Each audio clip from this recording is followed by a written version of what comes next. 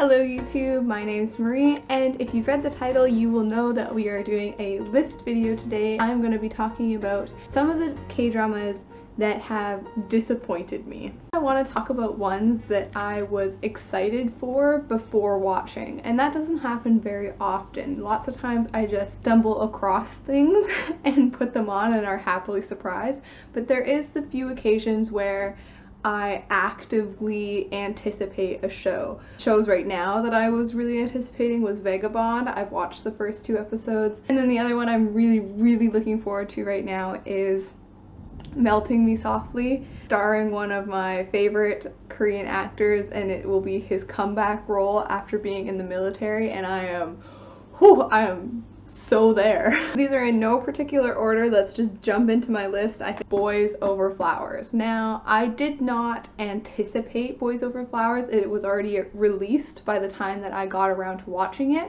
I just had expectations for it because it seems like Boys Over Flowers is a show that if you've been watching K-dramas for a long time, it's one that was really impactful for a lot of people and everybody seems to really love it. Was not a fan of any of the characters, and I thought it felt very dated. It came out in 2007, I think, so it is dated, and it definitely felt dated. So the next one is a recent watch for me, and that is Heirs.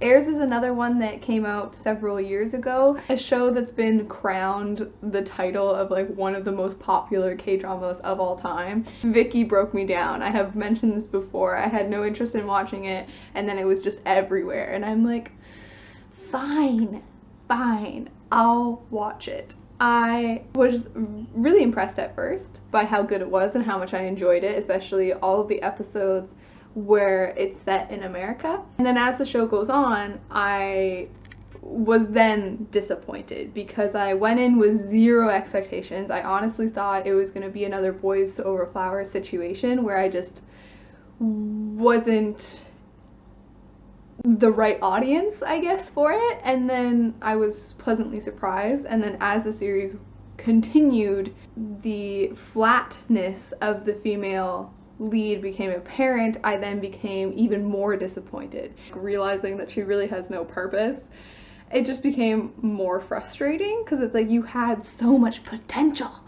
Now, Goblin. I just didn't get sucked into it as much as I wanted to. In fact, thinking about it, it's a very similar situation to how I'm feeling about Hotel de Luna. Like, both shows are like really high standard, got great production values, the acting involved is really good, everything's like a high quality, and for some reason I'm not emotionally engaged with anybody except for Manwoo, the female lead in Hotel de Luna, like IU's character. I think the internet in general has fallen in love with that character. In the case of Goblin, I loved the bromance that it has. Like, talk about a really wonderful bromance.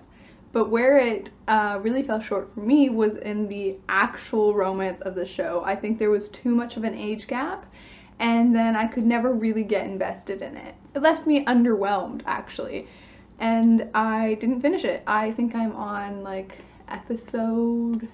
All I know is that I have exactly 2 episodes left of it, and at this point it's been so long that I'm not going to go back to finish it. I would have to start at the beginning, and I don't want to make that time commitment. The inspiration for this list, I actually thought of doing a list similar to this months and months ago after watching Tempted or The Great Seducer, because this was one of the first K-dramas that I heard about really early on, saw the trailers, got really excited for it, was interested in the actors involved. I even went back to watch a series that the male lead was also a part of, being Mad Dog. Like, I was just really invested in it, and I hoped it would do well because the premise to me of like a dangerous game to do with love was just, ooh, so delicious sounding, so dysfunctional, so dangerous, so like, give me the gangsters. And then I was really sad to find out that Not only was there no gangsters, again, I didn't finish this one, so I could be wrong. That should just be a grain of salt you take with all of these. Did not finish them. So not only were there no gangsters, I felt like the stakes weren't high enough for the premise, and then the relationship I thought developed way too quickly, especially on a character who was supposed to be very skeptical of love. I'm talking about the female lead being Joy's character. I was just disappointed with the overall execution of the show. Did not watch all of it, that's for sure. I have picked up a celebrity on the street. This one specifically down because I thought it was a lot of broken promises and missed opportunities, and it had so much potential. I thought that first half an hour of the first episode was so artistic and dark and delicious, and then it just went downhill really, really quickly. Next one that I was disappointed in was Encounter, and Encounter is a Nuno romance.